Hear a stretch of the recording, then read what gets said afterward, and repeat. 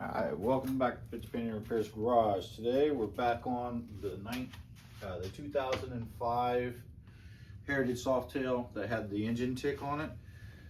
And we've got parts we're about to install. We've had the brand new lifters sitting in a cup of oil that we're going to use in the engine overnight so that they soak. And then we're going to use a little oil can and pump up the lifters.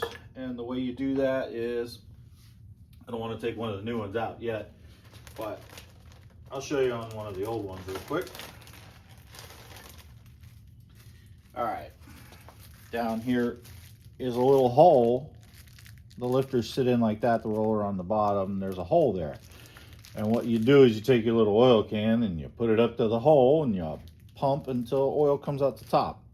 And you watch for air bubbles, and when it stops spurting out air bubbles, she's bled up. She's ready to insert in the hole.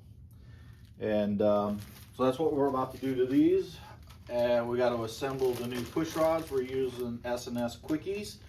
And I'll just show you on the old ones here. I took them out, we labeled them. Everything's labeled so you can keep them. Everything here on the stock was good, really. We didn't cut them out, we kept them. But we're gonna have to rob some parts off the old pieces because the new kit doesn't come with the upper collar, the spring, and the washer.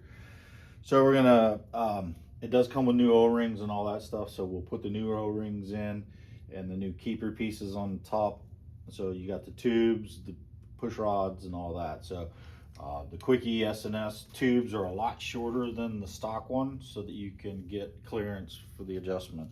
So we're going to get those installed. We're going to go ahead and go through and pull all that stuff off, and we're going to install on that. And then we're going to get the engine rolled over. We're going to start with the rear cylinder because that's what we ended with. The engine should be already in rotation. We didn't move the engine. We haven't moved it. We will verify it though before we start. We're going to look for overlap on the front cylinder. The two, you'll be looking for the two lifters to rise, 1, 2, 1, 2, like that real quick together. Put your fingers down in the hole, the lifters, and rotate the back motor with it in gear, and high gear with the spark plugs out. And you'll feel the two coming up. Go around, look in the hole, and see if your piston's at top dead center.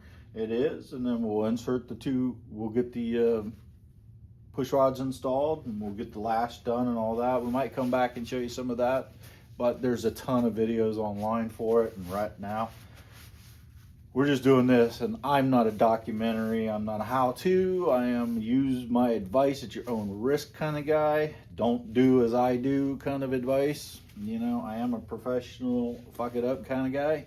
No, seriously though, use the manual and do it by the book. You know, if you do it by the book, then you can't fail. So do look for changes for the manuals, for the year manual that you get, because sometimes there are modifications and changes to the procedure. And if you're using aftermarket things, follow the manufacturer of the aftermarket parts procedures, because the adjustment procedures might be different. According to the book, we need to turn this adjust it to 0 lash, and then we're going to go 4 turns completely on the nut for preload. And then we're going to let it bleed down, and once it bleeds down, you'll be able to spin the push rod again, and then we'll go to the other one. And so on the rear cylinder, we're going to start with the intake, which is the inboard side.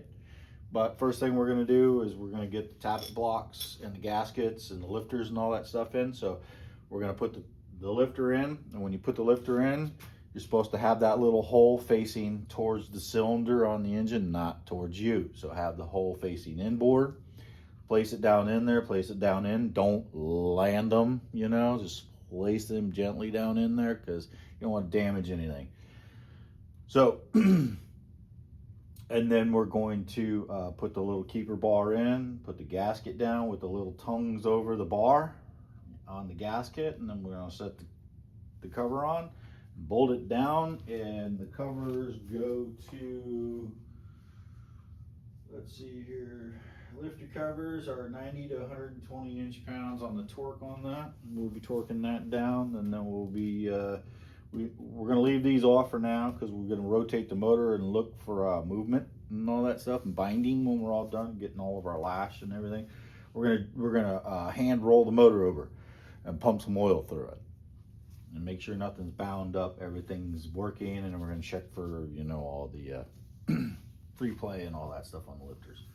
And once we get that done, then we're gonna finish buttoning it up.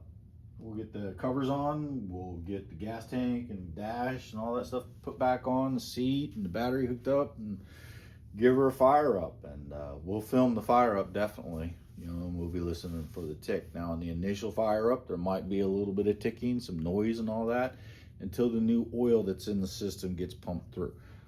When we drained this, it had some really thick oil. Of course, unless I pull the engine completely apart and lines and all that stuff, you can't get all the old oil out. So we do have some of that thick oil still in the lines, but we're putting brand new fresh oil in now.